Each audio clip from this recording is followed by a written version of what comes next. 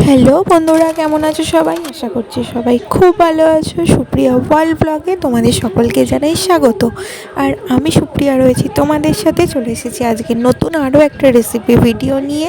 তো আজকের ভিডিওটা স্পেশালি কিন্তু রয়েছে খুব সহজে কিভাবে বাড়িতে লাচ্ছা সেমাই বানাবে। আমি আজকে তোমাদের এই স্পেশাল দুধে বানানো লাচ্চার রেসিপিটাই কিন্তু বানিয়ে দেখাবো। তো তোমরা ভিডিওটা কিন্তু শেষ পর্যন্ত দেখতে থাকো, আর কেমন লাগলো অবশ্যই কিন্তু আমাকে কমেন্ট করে জানিও। তো চলো ভিডিওটা শুরু করা যাক। আমি এই লাচ্চার মধ্যে যে পরিমাণ কাজু আর কিশমিশ দেবো সেটা কিন্তু আমি ঘিয়ের মধ্যে ভেজে নিয়েছি, ভেজে আমি তুলে রেখে দিয়েছি। তো এরপর কিন্তু আমি যে লাচ্চাটা আছে সেটাকেও কিন্তু হালকা ঘিয়েতে একটু কড়ার মধ্যে দিয়ে কিন্তু ভেজে নেব। আর আমি এখানে কিন্তু প্রভুজির লাচ্চা ইউজ করেছি। তো আমি এখানে দেখো এটা ভেজে রেখে দিয়েছি।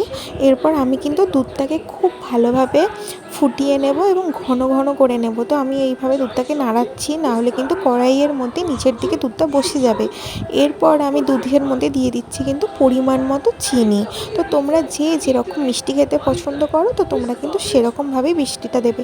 তো এটাতে একটু মিষ্টি না হলে কিন্তু ভালো লাগে না।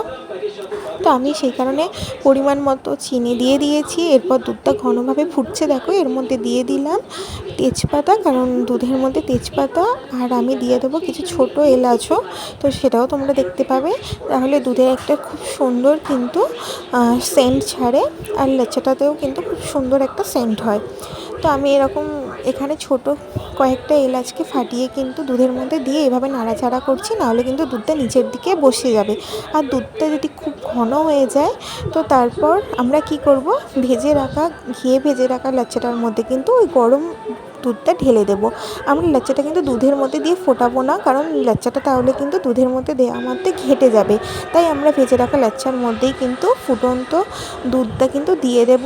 এটা কিন্তু আস্তে আস্তে লাচ্চার মধ্যে দুধটাকে পুরোটা টেনে নেবে। তো দেখো আমি কিন্তু খুব সহজে কীভাবে লাচ্চাটা বানিয়ে ফেললাম। তো এটাই ছিল আজকের রেসিপি। আর এর উপর কিন্তু আমি ঘিয়ে ভেজে রাখা কাজু কিশমিশগুলো ছড়িয়ে দিলাম। তো ভিডিওটা তোমাদের কেমন লাগলো সেটা কিন্তু আমাকে কমেন্ট করে জানাতে ভুলো না। আর তোমরা যারা এখনও সাবস্ক্রাইব করোনি চ্যানেলটা, অবশ্যই কিন্তু সাবস্ক্রাইব করে দিও।